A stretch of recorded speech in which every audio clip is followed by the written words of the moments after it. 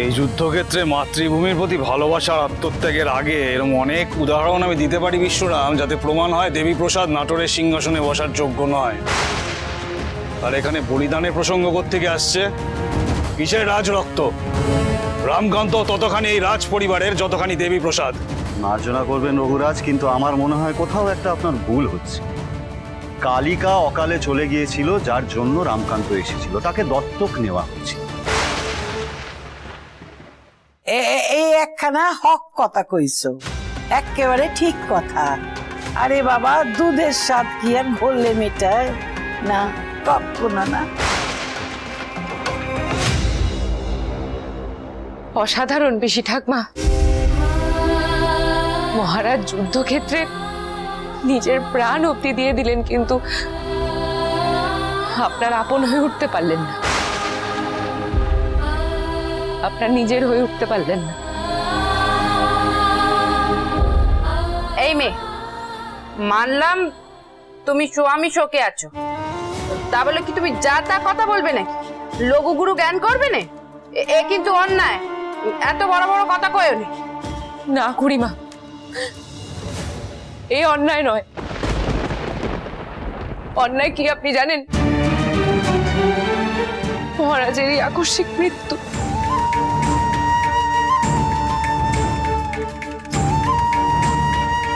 কারণ সেই মৃত্যু শুধুমাত্র এক যোদ্ধার বলিদান না,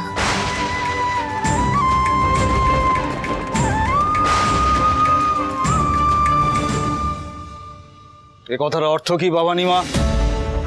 শুধু বলিদান নয় মানে? সুপসা, আর কিছু কইতে হইব না। সুপসা না দিদি। রঘুরাজা, আমায় মার্জনা করবেন। আমি এতদিন পর আপনার কাছে প্রকাশ্যে এই কথা বলছি। চেপে রাখতে পারছি না, কারণ মহারাজের এই অকাল মৃত্যুর পেছনে এক বুড়ো রহস্য আছে।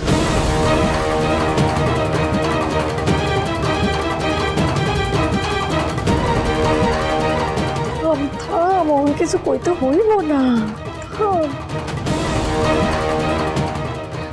দিদি, বলতে এবার হবে। আমি এই সভায় উপস্থিত সকলকে জানাতে চাই যে এই রহস্যের সমাধান আমি করবই করব। রামকান্তের মৃত্যু যে আমাদের জন্য কতখানি শোকের, সে নিয়ে নতুন কিছু বলার নেই। কিন্তু এই মৃত্যুর পেছনে যদি কারোর হাত থাকে, তাহলে তাকে রেয়াত করা হবে না ভবানীমা। তুমি শুধু একবার খোলসা করে বলো, বলো।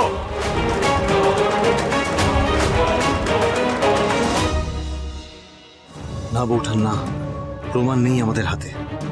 আমি আমার অনুমান ব্যক্ত করেছি আপনার কাছে মাত্র। হয়তো তা সত্যিও, কিন্তু প্রমাণ ছাড়া সেই কথা সবার সামনে বলা মূর্খামি হবে। ভবানীমা, মৌন হয়ে থেকো না। আমি তোমাকে কিছু জিজ্ঞেস করছি। রঘুরাজা, আপনি যদি আমার উপর একটুও ভরসা রাখেন, তাহলে এই প্রশ্নের উত্তর আমার কাছে অন্তত কিছুদিনের জন্য চাইবেন না।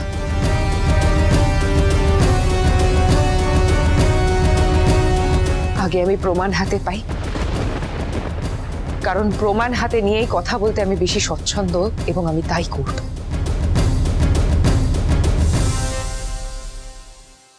বেশ, আমার তোমার উপর আস্থা আছে, কিন্তু আমার আদেশ একখানাই।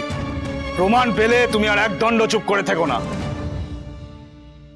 আরে রঘু, তোমার কি ভীমরতি ধরছে নাকি? এই মাইয়া একবার বইলে দিল যে রহস্য, ব্যাস তুমি সেই কথা শুই না একদম টিরিং বিরিং কইরা লাফাইতেছো। পিসি ঠাকমা, আমার স্বামীর মৃত্যু নিয়ে, মহারাজের মৃত্যু নিয়ে আমি শখ করে কথা বলবো? হে, আপনার মনে হচ্ছে? আমার একখানা হক কথা মনে হয় তুমি ভোট পাকাইতেছো।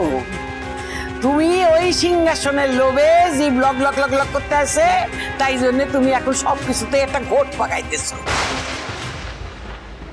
একদম ঠিক পিসিমা।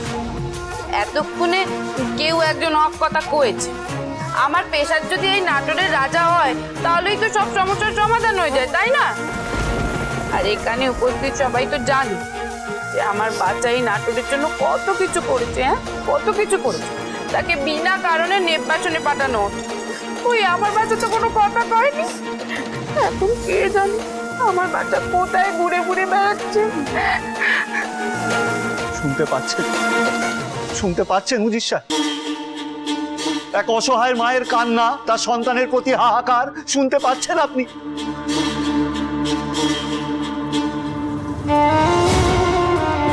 এরপরে আপনার বিবেচনা বোধ যা ঠিক মনে হবে আপনার, আমি আর আলাদা করে কি বলবো বলুন?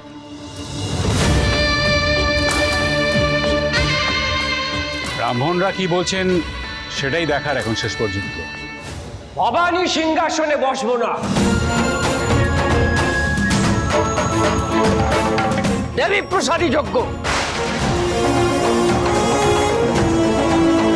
রঘুরাজা, আমাদের কিন্তু সকলকে নিয়েই চলতে হবে।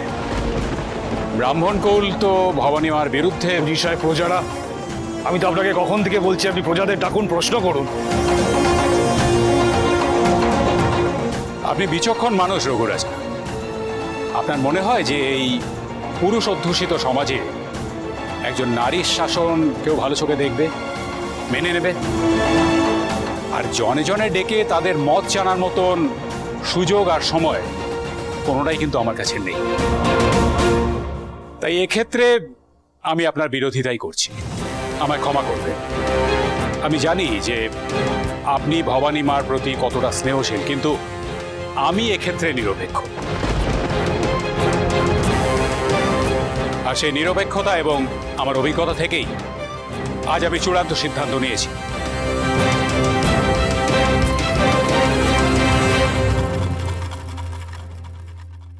মা ভবানী, উজির সাহেব পেশার ঠাকুরপোর নাম বলার জন্য যে মুখিয়ে আছে তা আমি ভালোই বুঝছি। সহায় হও মা। মহারাজের শেষ ইচ্ছে ছিল আমি রাজ্য শাসন করি তার অবর্তমানে। সেই ইচ্ছেকে এভাবে ধুলোয় মিশিয়ে দিও না মা। কিছু করো, দয়া করে কিছু করো। আমি নবাবী দরবারের উজির নাটোরে দাঁড়িয়ে ঘোষণা করছি যে নাটোরের সিংহাসনের অধিকার রাজা রামকান্ত মৈত্রের পর বজায় থাকবে দেবী। চাই না রাজা, চাই না রাজা।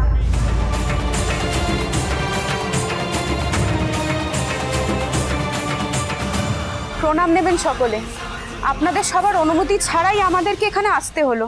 মায়েরা, আপনারা কারা? এইভাবে রাজসভায় ঢুকে এসেছেন? আপনারা যেই হন না কেন দয়া করে বাইরে যান, গুরুত্বপূর্ণ আলোচনা চলছে। এই তোমরা কে আছো? ওনাদের বাইরে নিয়ে যাও। আগে আমাদের কথাখানা তো শুনে নিন ছোট হুজুর। আমরা নাটোরের সাধারণ বাড়ির সব নেব। আজ যে সিদ্ধান্ত নেওয়া হচ্ছে আমরা চাই তাতে আমাদের কথাও শোনা হোক।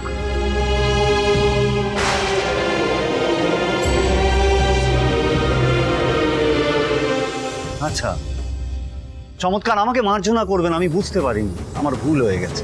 আপনারা দয়া করে আসন গ্রহণ করুন। এই কে আছো? ওনাদের জন্য একটু জল বাতাসা নিয়ে এসো।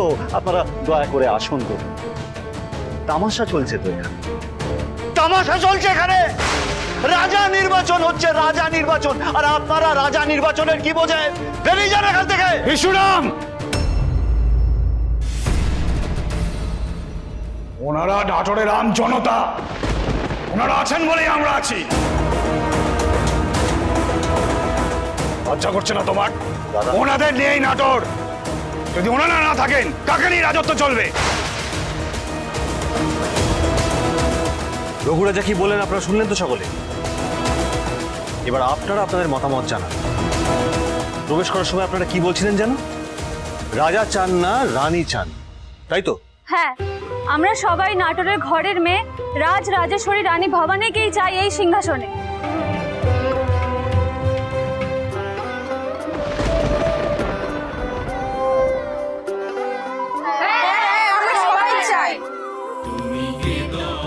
আমরা রাজ রাজেশ্বরী ভবানীকেই চাই।